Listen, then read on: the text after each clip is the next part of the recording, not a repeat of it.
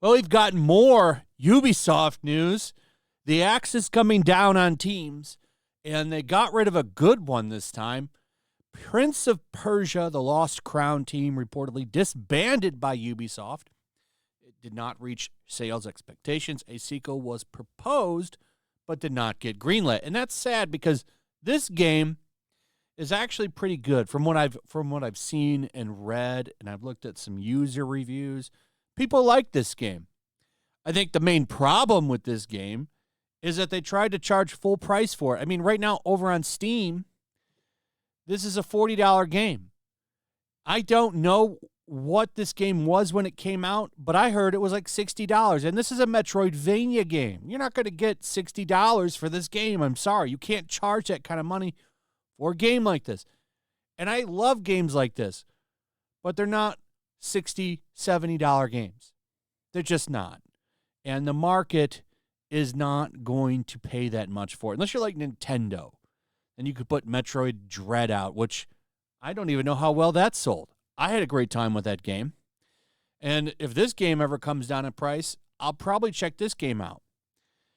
I think $30 is an appropriate price for this game. I think I saw it was on sale on Amazon, but it's just not something people are going to drop full price on. Even Asmon Gold reacts. It's disappointing this happened considering the quality of the game, but releasing a Metroidvania with EA not on Steam and way above the market expectation of price, of course it failed. Great example of how publishing strategy can literally kill a game. And he's right. Why isn't this game on Steam? That's dumb. It was on EA's servers. I mean, no one's gonna jump on that then. It was stupid not to put this on Steam. It's on Steam now, and it probably should have launched on Steam. So this game came out August 8th. So this team's done. Disbanded. Now, I don't know if the studio is going to remain the same or if they're going to keep that open, but the people that worked on this game have lost their jobs, and it's unfortunate because, I mean, they made a good product. Look at the reviews, very positive. 1,257 reviews. They're very positive. Recent reviews, 183, all very positive. So a lot of outlets are starting to cover this. And like I said, this is breaking from Wario64, who's covering this from a YouTuber. This is the... Voilà, maintenant, si la fermeture de l'île... I don't speak this language, so I have to go by what other people are saying about it, but it looks like this team... I don't know if the studio is completely disbanded or what, but it looks like either way, they've either been laid off or they've been moved to other studios. Similar to like how Japan Studios was absorbed by Team Asobi over with Sony PlayStation, which I didn't know that until recently. I didn't know that the Japan Studios, I'm sorry, that's what they're actually called, got absorbed by Team Asobi. No wonder Astrobot was so damn good. Looks like the story got summarized here on Reset Era. I hate Reset Era, but we have to go with where it comes from. So this person summarized what was going on in that video.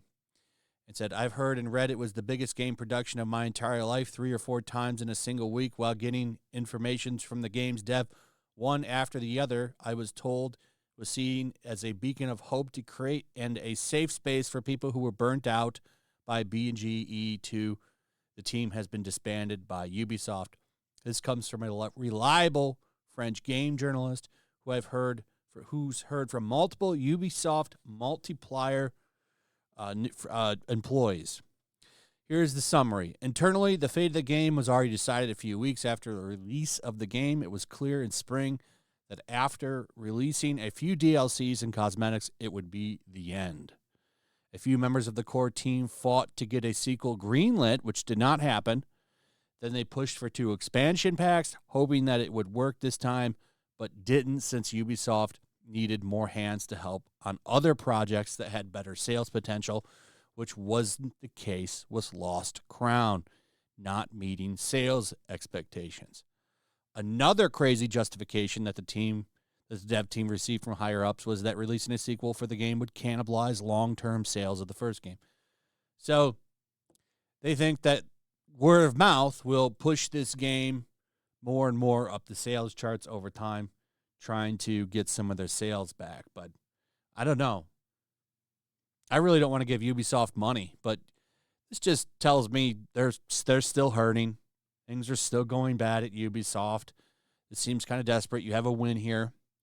But, I mean, you were also very greedy, trying to charge $60, if that's how much it was. If anybody can confirm that in the comments, I would really appreciate it, because I can't look back on that. But from what I read on a previous video, comments were saying that it was released at full price, and that would explain some of the problems that this game had when it came out. You can't charge $60 for a game like this. Not in today's market. Not unless you're Nintendo. Nintendo can kind of do whatever they want at this point. I mean, if they released a 2D Mario, and they had Mario Wonder. I bought that at full price, but it's Nintendo. That's what, we've kind of been conditioned with their quality. But they've always made good quality games. I mean, what do they release a lot of games, and what? 2 or 3 of them are awful, if even that. Most of the shit they put out are just complete bangers. That's not the same with Ubisoft. So, I don't know. It sucks for that team. They actually made a good project, or they made a good product. A lot of people call it the GOAT of Metroidvanias, and it's unfortunate that a talented group of people are now either laid off or working on shit that they probably could give 2 shits about. But Ubisoft is not a safe place to work at. That's for sure. I wouldn't want to be there. I would not want to be a Ubisoft employee right now. I bet you a lot of people that work there right now are scared and thinking, what does the future hold? What does it hold for me? Because it's not looking good. Anyway, that's pretty much it. Let me know what you guys think about all of this in the comments below, if you would.